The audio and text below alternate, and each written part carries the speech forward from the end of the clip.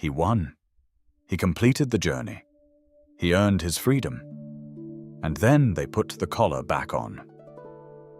That is where black myth Wukong begins. Not with a villain's rise, not with a world in danger, but with a betrayal so quiet and so total that the most powerful being in Chinese mythology did not even see it coming until the moment he was already falling.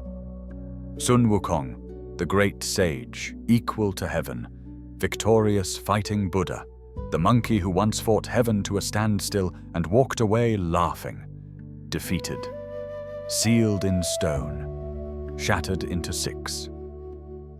But here is what the game does not tell you at the start.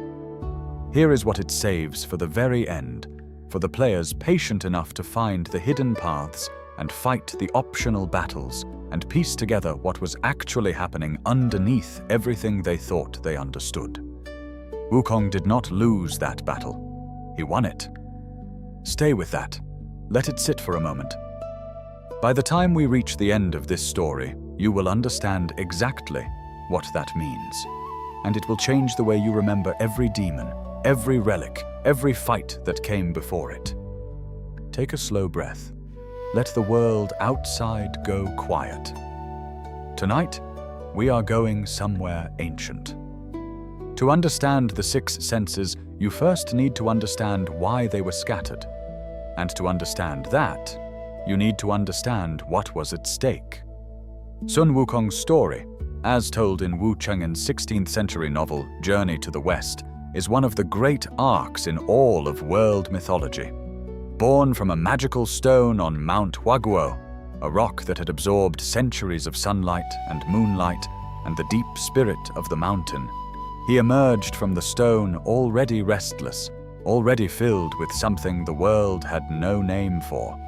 He sought out a teacher, mastered the 72 transformations, obtained his legendary weapon, the Rui Jingu Bang, the golden staff that could shrink to a needle or extend to pierce the sky, and then proceeded to cause chaos on a truly celestial scale. He raided the Dragon King's armory. He terrorized the Jade Emperor's palace. He consumed the immortality peaches and the divine elixirs of the gods. He fought the entire army of heaven and won. Eventually, the Buddha himself intervened, trapping Wukong beneath a mountain for 500 years. His release came with conditions. He was to accompany the monk Tang Sanzang, together with Zhu Bajie and Sha Wujing, on a pilgrimage to the west to retrieve the sacred Buddhist scriptures. He agreed. He walked the road. He protected the monk through 81 trials across years of dangerous terrain. At the journey's end, he was granted the title of Victorious Fighting Buddha. But here is where the game's story diverges from the novel's cheerful conclusion. The tightening headband, the golden fillet placed on Wukong's head by the Bodhisattva Guanyin early in the journey, a constraint that would cause him unbearable pain whenever his master recited a certain spell, Wukong had always believed, would be removed upon completion of the pilgrimage. What the game's true ending reveals is that it was never fully removed, or it was placed again. The precise mechanism is left deliberately unclear by game science, but the outcome is not. Wukong, even as a Buddha, was still bound, still controllable, still leashed to the will of the celestial court. The court remained uneasy. A being of Wukong's power and reputation, born outside of heaven's systems, earned his immortality through theft and defiance, fought the divine order to a standstill, was never going to be fully trusted, regardless of what title they gave him. So they sent soldiers to slaughter the monkeys of Mount Huaguo, his people, his family, a way of reminding him where he stood. Wukong rose to meet them. Of course he did. The game's opening is stunning. Wukong in his golden armor, staff blazing, fighting against both the heavenly army and Erlang Shen, the nephew of the Jade Emperor and the only warrior known to have ever matched the Monkey King in combat. The fight is extraordinary. Shockwaves, split clouds, mountains trembling from the force of their clash. And then, the headband tightens. The freedom Wukong believed he had earned betrays him at the moment it matters most, and Erlang drives him down. Wukong's body is sealed inside a stone atop Mount Huaguo, and as he falls, and this is confirmed by the game's in-game journal entries and the fandom wiki's character documentation, he splits his power into 6 pieces, 6 relics, each one corresponding to one of his 6 senses, scatter across the mortal realm. The Celestial Court believes they have won. Wukong is sealed. His power is broken. They are wrong. Before we follow the relics into the world, we need to understand what they actually are. In Buddhist philosophy, there is a concept called the Āyatana, the 6 sense bases. These are the internal organs through which all conscious beings perceive and interact with reality. The eye, the ear, the nose, the tongue, the body, and the mind. Each sense base meets a corresponding external object. Forms, sounds, smells, tastes, physical sensations, and mental objects. And from their meeting, perception and consciousness arise.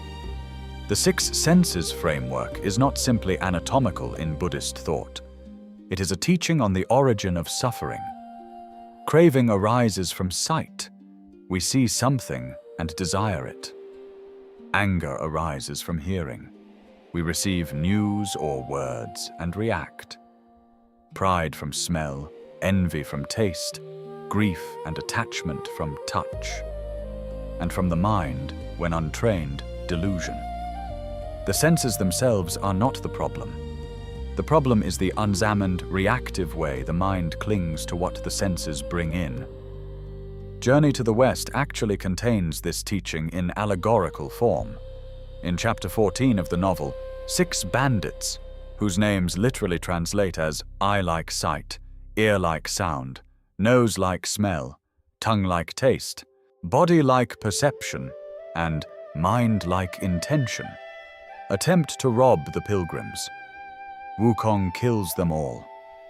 Tang Sanzang is horrified, but the intended reading in Buddhist tradition is that Wukong, in that moment, is subduing his own senses, silencing the inner bandits that rob a person of clarity. Wukong takes this allegorical framework and makes it the literal architecture of the game. Wukong's 6 relics are named for the emotions that arise when each sense is unchecked. Craving eyes, fuming ears, hubris nose, envious tongue, grieved body, and the 6th, the mind, the one that holds everything together. These names are confirmed in the game's own text, and they echo a passage from chapter 16 of the original novel, where the names of these sense emotions are listed almost exactly. Eye joy, ear anger, nose love, tongue thought, body sorrow, mind desire. What Wukong scattered when he fell was not just power. He scattered the full weight of human attachment. Every craving, every fury, every wound, and sent it out into the world, carried by the demons who had once been his enemies and were now, in a sense, its custodians. This is the journey. And it is not really about retrieving relics. It is about what happens when you walk through every form of desire and sorrow and pride a person can feel, and come out carrying them differently on the other side. The first chapter of the game is called Black Cloud, Red Fire. Its theme, quietly established in every corner of its design, is greed. The Black Bear Guai carries a history that begins long before the game's events. In Journey to the West, he was a demon king who ruled Black Wind Mountain. But he had a friendship, an unlikely one, with a young human boy named Jinchi. The bear gave the child gold and silver. He taught him breathing techniques that would allow the boy to live to 270 years of age. A strange warmth in a creature otherwise known for violence. Jinchi grew up, became a monk, and eventually rose to be the head abbot of the Guanyin Temple. Over his long life, he collected hundreds of monks' robes, cabinets full of them, a quiet obsession with beautiful things. When the Tang monk arrived and displayed a kasaya, a robe of such radiant celestial craftsmanship that it outshone everything Jinchi had ever owned, the abbot's heart moved in the wrong direction. He planned to take it. He arranged a fire. The fire consumed the temple and most of the monks inside it. Jinchi himself did not survive. The black bear Guai, who came to help extinguish the blaze, saw the kasaya through the smoke and wanted it for himself. The robe is a symbol of sight's curse.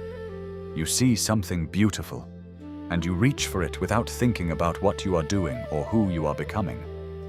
Wukong eventually retrieved the kasaya with the help of Guanyin, and the black bear Guai was subdued, placed under Guanyin's authority with a golden headband of his own, becoming the guardian of Bodhi Peak. In the years after Wukong's defeat, the black bear Guai was among the old enemies summoned by Erlang Shen and the Celestial Court to assist in the siege. The game's character journal confirms this. He was called upon, and he went, despite not wanting to. For his participation, he received Wukong's eyes, the Craving Eyes relic, as a reward. He returned to Blackwind Mountain, but he could not refine the relic. His cultivation was not strong enough for that. So instead, as confirmed in the game's lore and chapter backstory materials, he enshrined it at the top of a pagoda, using its glow to attract other demons to his service. A creature whose defining flaw is the craving of beautiful things he cannot truly possess, was given a relic of sight, and built his entire kingdom around that same inability to hold what he was given. When the Destined One defeats him at the summit of Bodhi Peak, the bear submits. He does not rage. There is something like relief in it. The exhaustion of a creature who has been carrying something too heavy for too long. The Craving Eyes relic, in gameplay, allows the player to see spirits within enemies, a blue flame marking those who carry something worth absorbing. Sight, purified, no longer craves. It simply perceives what is true. What had been a sense clouded by wanting becomes a tool for clarity. The second chapter, Yellow Wind Ridge, is where the game quietly begins to show you that not everything you are told is true. The Yellow Wind Sage was a rat, originally a weasel in the classic novel, reimagined as a great rat demon in the game, who had once stolen pure oil from one of the sacred lamps at Lingji Bodhisattva's domain. He was captured and punished, but the Buddha forgave him and allowed him to withdraw into the wilderness. He settled in Yellow Wind Ridge, a vast valley of 800 li, and mastered a devastating power, the Samadhi Wind. A storm so ferocious it could blind even the Monkey Kings, cloned copies, and fill the air with so much particulate that no eyes, divine or otherwise, could function in it. During the journey to the west, he captured the Tang monk and squared off against Wukong and Baji. He held his own. Wukong's usual strategies were useless against the wind, until Lingji Bodhisattva intervened, using a magical artifact called the Wind Tamer to subdue him.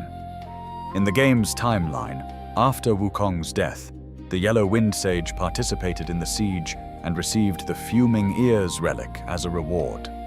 He also, at some point, decapitated Lingji Bodhisattva, taking the monk's head, and returned with it to Yellow Wind Ridge.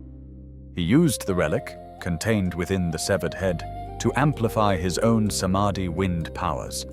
He unified the valley's demons under his rule, drove out the previous occupants, and installed himself as the Yellow Wind Great Sage. But the deeper layer of the chapter is in the lore that Lingji himself provides. The headless monk, wandering through the chapter, singing, guiding the Destined One, tells a melancholy song about Yellow Wind Ridge. He frames the Yellow Wind Sage as the villain of its history. He says the sage happened upon the relic, implying he stole it opportunistically.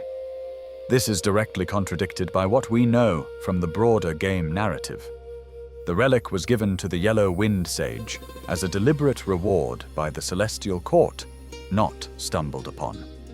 The TV Tropes character page for the game notes this discrepancy explicitly, labeling Lingji an unreliable narrator, either unaware of Heaven's involvement or choosing not to acknowledge it.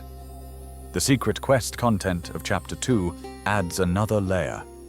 The Yellow Wind Sage is shown, in hidden cutscenes and lore fragments, to have genuinely cared for the people of the valley. He fought a dangerous creature at great personal risk. What looks like a tyrant from the surface of the chapter begins to look more like a complicated figure, manipulated by the same forces that manipulated everyone else in this world, shaped by powers larger than himself into a role he may not have chosen freely. Whether the Yellow Wind Sage was a genuine monster or a figure caught in a political narrative designed to obscure Heaven's culpability, that is left for the player to weigh. What the game gives you are two versions of the same story, and neither one is entirely trustworthy. When the Destined One defeats the Yellow Wind Sage, Lingji, who has been wandering the chapter without his head, calmly retrieves it. The head is restored, and he hands over the Fuming Ear's relic without struggle. Hearing, purified. The relic's description reads that echoes of the past can be found where karma lingers. The sense of sound, freed from the anger that distorts it, becomes something closer to memory, an ability to perceive what resonates beneath the surface of things. The cold of the third chapter arrives gradually. The region is called the New West, and it is built on a lie. Yellowbrow's origins are stranger than the other relic holders. He was not a creature born into the natural world. He was a cultivated spirit, a turtle who had practiced Buddhist disciplines over centuries until he reached something approaching divinity. He was a Dharma brother to the Tang monk himself, studying under Maitreya Buddha, his senior in the same lineage. He had a belief he could not let go of, that human beings were inherently wicked. Given any kindness, any resource, any gift, people would eventually corrupt themselves with it. And rather than simply hold this belief, he descended from his mountain to prove it. He became a giant turtle Guai and allowed himself to be captured by the fishermen of a struggling village. Then he gave them miracles. Pearls secreted from his own flesh, healing from his fingernails, youth from his touch, fish from the sea in impossible quantities. He gave everything he could give and watched, carefully for the corruption to begin. It did. Greed emerged. People fought. The community fractured under the weight of abundance. Yellowbrow took this as confirmation of everything he already believed. His understanding of cultivation, as described in the chapter's lore materials, was direct and merciless. Follow your nature. If you want to kill, kill. If you don't want to, I'll teach you. And if that doesn't work, I'll use my treasures to brainwash you into it.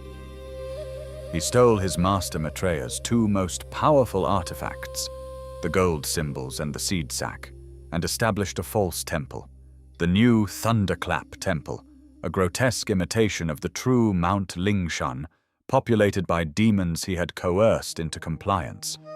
He posed as Maitreya himself, wearing his master's face, building a kingdom of coerced devotion.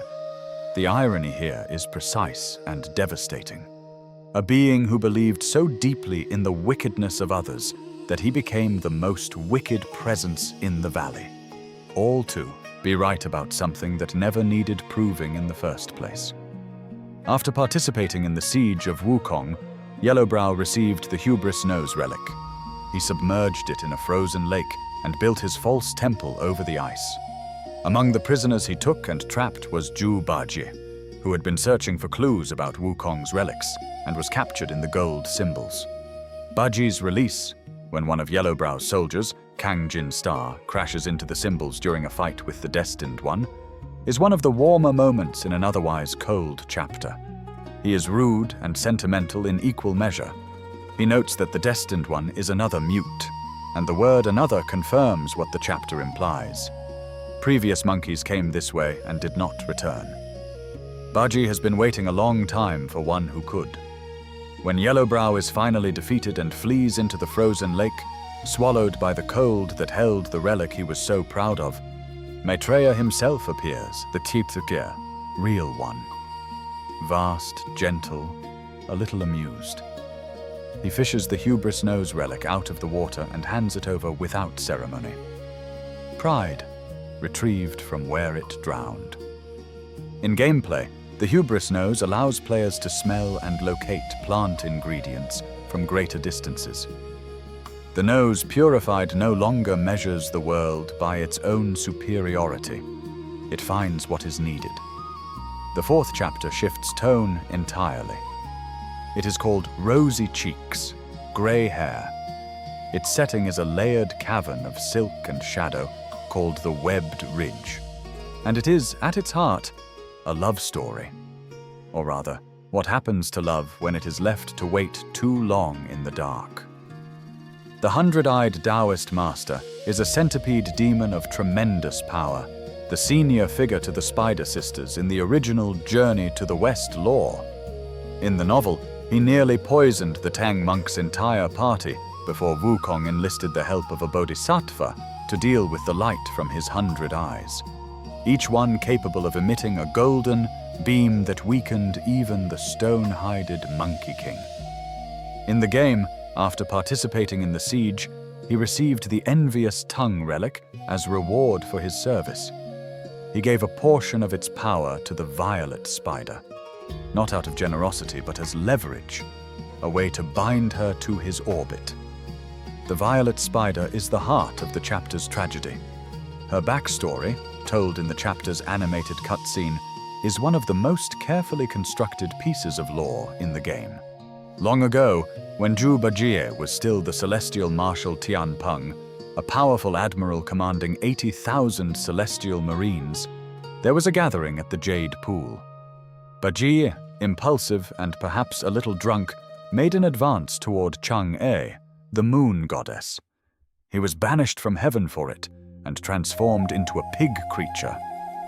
But there was someone else at that gathering, a celestial maiden who had fallen in love with the admiral and followed him down into the mortal world without telling him. She became the Violet Spider. They found each other in their transformed states. Two exiles were recognizing something in each other that the heavenly court had tried to extinguish. They fell in love. They had a child together. Then the journey to the west pulled Baji away, and the Violet Spider waited. She is still waiting, in a way, when the Destined One arrives. She rules her cave in silk and shadow, her daughters around her, a kingdom built around an absence at its center. When the hundred-eyed Taoist master finally moves against her, absorbing back the piece of the Envious Tongue relic he had given her, the sudden loss of that power mortally wounding her, her daughters transform and turn on him in fury. The Destined One arrives to find a battle already in progress. The chapter's final confrontation has the Spider Sisters as unwilling allies, their grief blazing into something it is possible to fight alongside. After the hundred-eyed Taoist master falls, the Envious Tongue relic re-emerges. Baji stands with it for a moment, looking at the Violet Spider's fading form. They share a glance. All the years and the silence and the love that was never given, the time it deserved. He turns away and walks toward the relic. There is nothing else to do. Here is a detail worth noting. And this falls into the territory of careful observation, rather than confirmed story. The Envious Tongue relic, when it appears, takes the form of a 7-holed lotus seed pod containing 6 seeds. But in the cutscene following the chapter, one seed is visibly missing. The The game never explicitly explains this. Based on the timing, the relic passing through Baji's hands at the moment of the violet spider's death, it is reasonable to read this as a suggestion that Baji used some fragment of the relic's power for her. What that means precisely is left open. But the missing seed is not an accident. Game science does not include details like that carelessly. The envious tongue in gameplay extends the duration of all medicine effects. The sense of taste, purified from envy, becomes a means of prolonging what heals. The flaming mountains have been burning for a long time. In the original journey to the west, the fire began when the young Sun Wukong escaped from Laozi's 8 trigrams furnace, where he had been placed as punishment. And in the chaos, embers fell to earth and ignited the mountains. A boy assigned to tend the furnace was demoted to become the keeper of the flaming mountains as a result of the incident. That boy would eventually become the earth god of the region, a figure whose complicated loyalties run through the background of the 5th chapter. But the chapter belongs to the Bull King and his family. The Bull King was one of 7 demon kings who had sworn brotherhood with Wukong in the years before the journey to the west.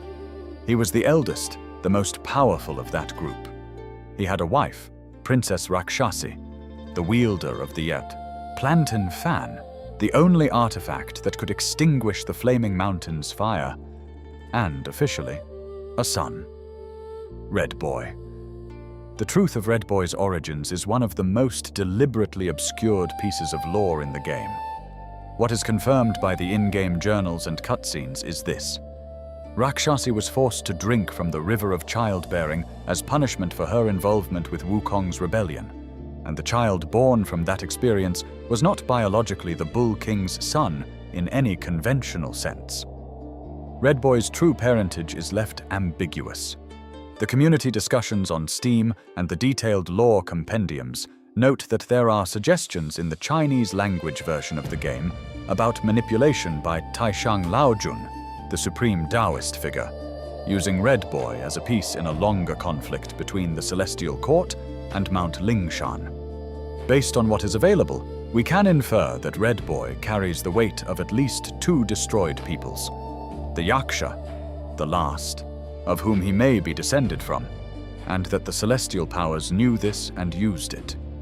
But game science leaves this deliberately unresolved, and any further specific claims about his parentage move into speculation the game itself does not confirm. What is clear is this. Red Boy came back from his time serving Guan Yin changed. Colder, more focused on something unspoken. He imprisoned the Bull King on the Flaming Mountain, took over his forces, and began maneuvering to claim the grieved body relic. The Bull King, for his part, had been broken from the inside long before his son returned. When Wukong fell, the Bull King, who had made the terrible decision to fight alongside Erlang Shen against his own sworn brother, received the grieved body relic. The sense of touch, carrying the weight of all the sorrow that comes from physical presence and its loss, from standing next to someone and then having them gone. He held the relic and mourned. The chapter's keeper says it plainly. The king's mind is trapped in the past, intertwined with his old friend, unable to break free. Red Boy disguises himself as Ping Ping, the Bull King's daughter with his mistress, and approaches his father with warmth he does not feel. The Bull King sees through the disguise immediately. He recognizes his son beneath it, and he gives the relic anyway.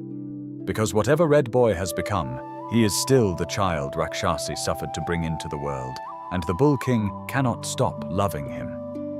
Red Boy absorbs the relic. He is defeated. And then Rakshasi arrives, pleading for her son's life, offering her plantain fan as a gesture of surrender. Red Boy refuses. He kills himself rather than submit. The grieved body relic re-emerges from the collapse of him. The 5th chapter's animated cutscene shows, in reverse chronology, the full arc of Wukong and the Bull King's friendship, sworn brothers who ended up on opposite sides of a celestial war neither of them truly chose. It ends with Wukong dying in the Bull King's arms. Words are exchanged. Whatever Wukong said in that moment, whatever he wanted his oldest friend to know, the chapter leaves it in the wind. The grieved body relic, in gameplay, reduces damage taken from falling. Touch purified becomes resilience, the body enduring what would otherwise break it.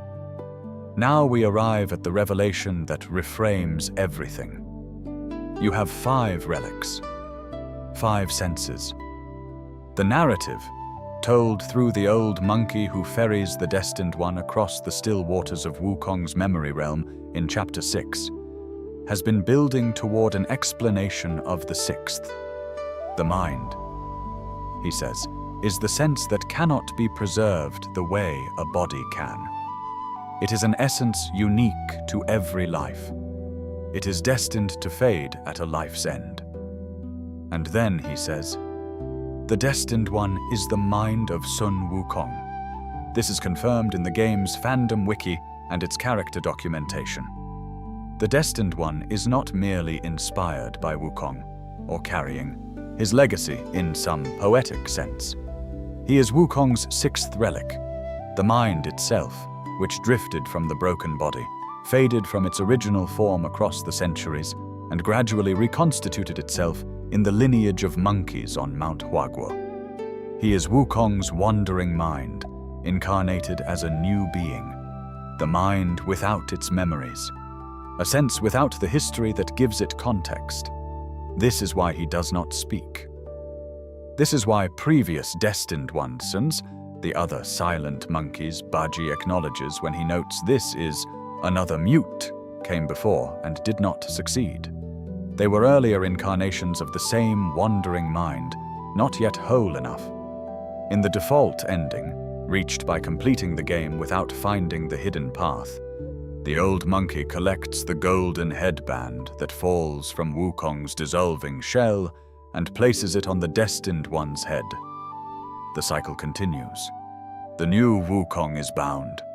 Heaven's control passes from one generation to the next. But if you find Erlangshen, something else entirely is revealed. To reach Erlang, you must complete the secret areas of each chapter and fulfill specific quest conditions. Then return to a pagoda in the New West, where Maitreya guides you to Mount May. Erlang is waiting there, not to attack you, not exactly, to test you.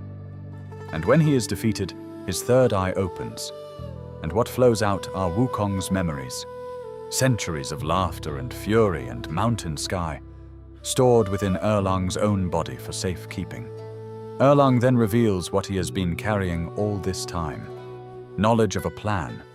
He tells the Destined One that no one else could have killed Wukong, not the Celestial Court, not the Heavenly Army.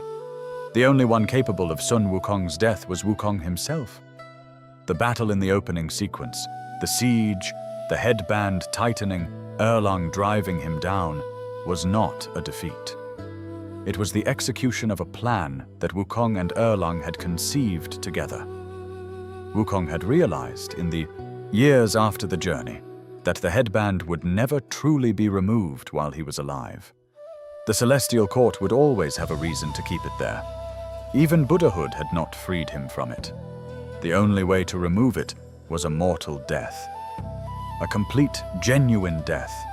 The kind that severs a being from all accumulated constraints and allows for actual rebirth, unencumbered by what came before.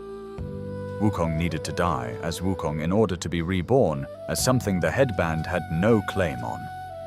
Erlang, his one true equal, the only one who could actually do it, agreed to be the instrument of that plan. He participated in the siege not as Wukong's enemy, but as his most trusted ally. He distributed the senses as rewards to the demons who had served in the siege, knowing that one day a worthy successor would walk through each of their territories and reclaim them. He kept the 6th sense, the memories, the most important piece, inside his own third eye, guarding it until someone proved themselves worthy of receiving it. When the Destined One defeats Erlang, Erlang says he is now at peace, that the burden he carried is finally laid down. The true ending has the destined one refuse the headband. He knows what it is now. He knows what it would do. He simply does not take it. He rises from the stone that held Wukong's shell. He stands on the mountain in the open air, and he is free. Genuinely, structurally, finally free. Because he carries all 6 senses, all of Wukong's memories, and none of heaven's chains. Wukong did not lose that battle. He won it. He just had to die to do it. Step back now and let the architecture of it settle. Each of the 6 chapters in Black Myth, Wukong is built around one of the 6 Buddhist sense emotions. Craving born from sight, fuming born from sound, pride born from smell, envy born from taste, grief born from touch, delusion born from the untrained mind, and each demon guardian, Black Bear Guai, Yellow Wind, Sage, Yellow Brow, the 100-eyed Taoist Master, the Bull King, and Erlang Shen, embodies their corresponding emotion not just thematically, but through their actual story arcs. The bear craved what was not his. The Wind Sage was surrounded by a story soaked in distortion and anger. Yellowbrow's pride was so total it consumed everything around him. The centipede's envy and hunger expressed itself in consuming others. The Bull King sat in grief until it imprisoned him. And the mind, wandering without memory, was lost in a delusion about its own nature. Game science founder Feng Ji has described in interviews the deliberate embedding of Buddhist and Taoist philosophy throughout the game's structure. The goal was for the cultural content to feel inhabited, not decorative, not explained, but woven into the bones of how the story moves. The 6 senses framework from the Āyatana is one of the foundational teachings in Buddhist cosmology, and based on how precisely the game maps each relic to its corresponding emotional defilement, the design intention appears clear. The journey through the relics is a journey through the 6 forms of suffering that arise from unexamined perception. What Wukong scattered when he fell was not just power. He scattered his attachment, the 6 emotional conditions that bind any conscious being to the cycle of craving and reaction. The demons who held the relics had to live with those conditions. They were shaped by them over centuries. And the destined one, walking through each chapter and inheriting each relic, was moving through a kind of curriculum, touching greed, hearing distortion, smelling pride, tasting bitterness, feeling sorrow, and emerging on the other side carrying something cleaner. The gameplay functions of the purified relics reflect this. Craving eyes reveal what is hidden. Fuming ears echo what karma leaves behind. Hubris. Nose finds what sustains you. Envious tongue extends what heals. Grieved. Body absorbs the fall, and the mind, recovered last, restores not just memory, but the capacity for genuine, unchained choice. Each sense, returned and purified, became a tool. No longer a wound. The great sage's power was never really lost. It was undergoing something. There is one final thread. Think about what Wukong's plan actually required. Every demon who held a relic was, based on the true ending's revelation, placed there by Erlang Shen as part of a scheme they were never told about. The Black Bear Guai, given eyes he could not refine, built a hollow kingdom around that inability and watched it crumble. The Yellow Wind Sage, given ears, became a figure of increasing paranoia in a valley that may have been poisoned by the very authorities who rewarded him. Yellowbrow, given the nose of pride, sank deeper into the delusion that had always defined him. The 100-eyed Taoist master, given the tongue, became a consumer of others in the most literal possible sense, and, in doing so, killed the woman who had once been Baji's only real love. The Bull King, given the body, sat in grief until his son imprisoned him on the very mountain he had once ruled. None of them knew they were part of a plan. They were told they had won something. In reality, they were given custodianship over pieces of a relic, pieces of a god, and the weight of those pieces pressed down on their lives for centuries. This is the cost of Wukong's freedom. It was not free. It was paid in the compressed, diminished lives of beings who were used, willingly or not, as vessels for something far larger than themselves. The game does not condemn this and does not celebrate it. It simply shows it, the way old myths have always shown the price of heroism, without apology, without comfort, without pretending that the hero's liberation did not require something from the people who stood around him. When the Destined One refuses the headband and stands free on the mountain, that freedom is real, but the graves that made it possible are also real. The grief in the Bull King's arms, the missing seed in the lotus pod, the headless monk singing in a valley that never fully healed. The 6 senses gathered, the plan completed. The cage door open at last, and somewhere, in the wind off the mountain, the question the game leaves you with. Was it worth it? That is not a question the game answers. That is a question it gives you, quietly, at the end of a long journey, to carry with you into the silence. Let the mountain wind settle around you now. The story is told. In this reading, the great sage's shattered soul was never truly broken. It was scattered with intention, distributed into the hands of those who would carry its weight until someone strong enough and clear-eyed enough came to take it back. The 6 senses, craving, fury, pride, envy, grief, and the wandering mind, returned, purified, made whole.